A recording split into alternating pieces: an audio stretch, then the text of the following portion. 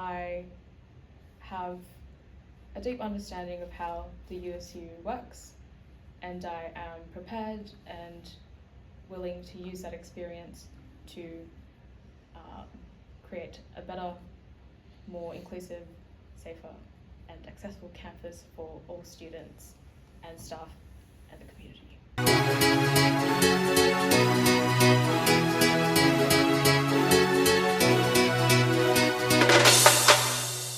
Your name, degree and year of study. Yep, so my name is Julia Lim. I'm currently, meant to be in my 5th year of an arts law degree, but I'm currently doing my honours for linguistics. So that's what we're doing at the moment. I'm running under the slogan Join Julia, and my colour is purple. So who's your campaign manager?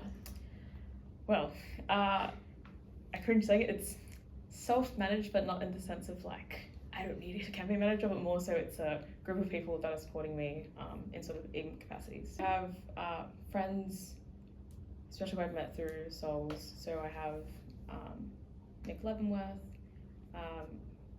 Nash Rufi, and they're mainly sort of helping me out. And what is your favourite USU outlet? Oh, it's so unoriginal, but Courtyard. I just practically live there at this point, so. Cool. How would you describe your politics? Yeah, so generally I would say left-leaning and progressive. In the context of the USU, I guess that sort of meant me wanting to prioritise diversity, inclusivity, accessibility, in sort of as like the foundation of my policies. But yeah, that's how I would just generally describe it. Are there any factions you've been part of in the past or at the moment? Have you campaigned for any candidates or been nominated in any previous campus elections? Yeah, so I am not with any factions or affiliated with any political parties. In the past I have, however, campaigned for Peru, Isla and NAS in the board elections. What inspired you to run for the USU? Yep, so I think the main point at which I sort of decided to run, it wasn't really an easy decision for me given I understood that, first of all, like how significant the role is and how important it is to affecting the experience of students on campus. I have worked for the USU as a student activities officer, or a SAO as we call it. So in that casual capacity, that was essentially a lot of admin, like when it comes to Welcome Festival, be out and about helping, but generally that is an admin-based role. So I got to essentially see each time I go into work, student concerns through, or from the wider community, for like, whether that be through emails or in person, and just seeing these sort of common patterns of issues that students have a need for or would like to be addressed, that I thought obviously, and in a way I think it generated a bit of frustration for me because I'd see my fellow colleagues and staff working so hard in the office to address them, and then I'd see club execs and students who also obviously want the best for their societies and whatnot, but there's sort of this disconnect that I felt where they felt that they're not on the same page. And so I guess that's led to me wanting to prioritise proactive communication so we can bridge gaps and ensure that students know that the USU is in their corner, I suppose, and staff are working for them. And so I was motivated to run so that I could use my experience that I've built working as a casual and getting to meet so many people and see how the organisation works.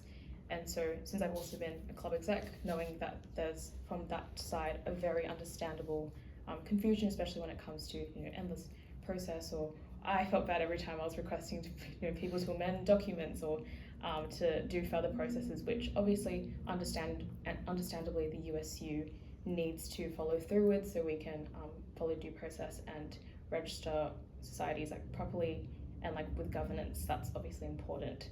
But then knowing from a club exec perspective that further communication and just clarity when it comes to a lot of things would be helpful. I'm essentially just wanting to use my experience to bridge the two if possible. You mentioned a lot of USU admin experience as well as club experience. What clubs have you been involved in, and which of those clubs have you served on the executive for? Yep, so in terms of me being involved in executive capacity, my main involvement's been with the Korean law students at the University of Sydney. which people think is quite niche, but yes, it's a lovely society that we have. It's one that's more, I suppose, of Korean students who form your community within what can be quite a daunting, I guess, space with the legal being as it is. But I was involved as a media director, and then the president or media officer. The role changes, but yes. So I did sort of comms and the president, and then with the Sydney University Law Society, I'm currently the secretary, and then last year I was the marketing director. So in exec capacity, that's been the two I've been mainly involved with. Yeah. So in terms of the Korean Law Society, how was that experience of being a Korean student but also being kind of helping form that community? Mm-hmm. How has that informed your board policies that you've come forward with? Yep. I think first what I noticed even being involved with Korean law students is that with class you see students who feel, even with SOLs, there's they feel hesitant to get involved, where it's we have our events, we have our career events, and students form friendships and networking, and that's amazing. But I guess as a first step, before I talk about my board policies, with SOLs I would often suggest that we really reach out to Korean, whether it be class or CLS or SEALs, given that I think it's important for sort of I don't want to use the word mainstream, but the bigger society, that the faculty associated society should, I guess, more proactively be reaching out and welcoming students, and I guess making changes so that they know that because I would often, I guess what I'm getting at is I'd hear students say that, oh, with this X event that's coming up for SOLs, I'm not sure if it'd really be my scene or if I'd like to attend. And so seeing how, I guess, with these communities that form, and there sometimes being, I guess, a bit of a gap with larger societies, especially when they're involved with faculties or wider university, I then have wanted to, I suppose, I'm getting caught in those circles of my logic. Yes, so I guess what I'm getting at is noticing that even from talking to members and fellow executives, I've noticed that there needs to be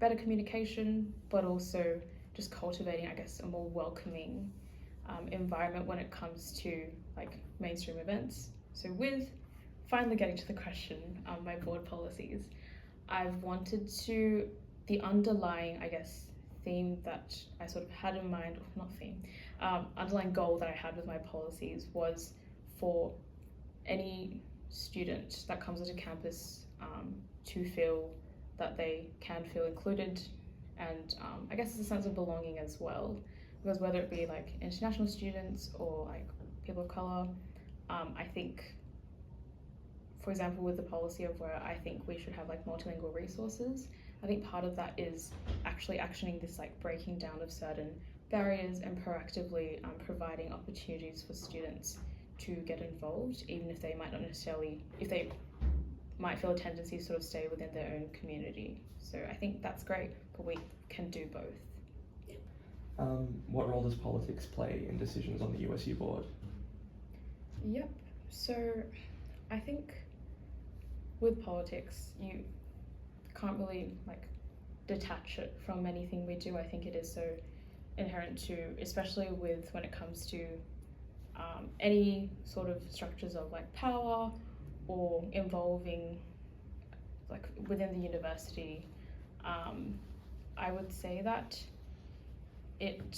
we can't remove it, but obviously the USU in making any decisions, or when I suppose tabling what sort of issues need to be addressed.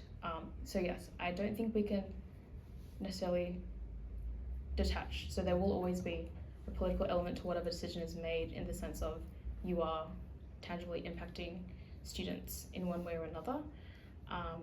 And I suppose, that being said though, when it does come to decision making, and with any group of board directors, I think you should be, I don't want to say removing politics, like as in putting aside your own political views, but I do think that even if, of course, you will always put forward ideas and policies that are naturally informed by your political views, that should always be, I guess, the overriding factor should be, are we actually prioritizing student needs and then working towards, as I said before, like making campus more inclusive, accessible, diverse.